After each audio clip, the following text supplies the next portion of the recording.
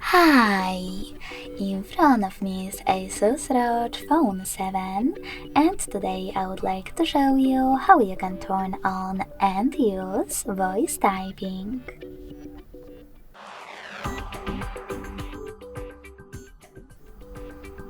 You need to begin by opening your device's keyboard.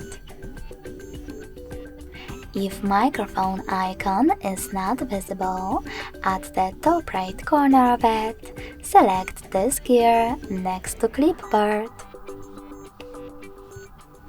Then tap on voice typing and click on this switcher next to use voice typing in order to activate it. When you finished, go back to your keyboard and tap on now visible microphone. If you never used this option before, choose while using the app in the pop-up. Then start typing. When you're ready, stop by tapping on the same icon. Thanks so much for watching. If you enjoyed this video, smash that like button, comment, and subscribe. Bye!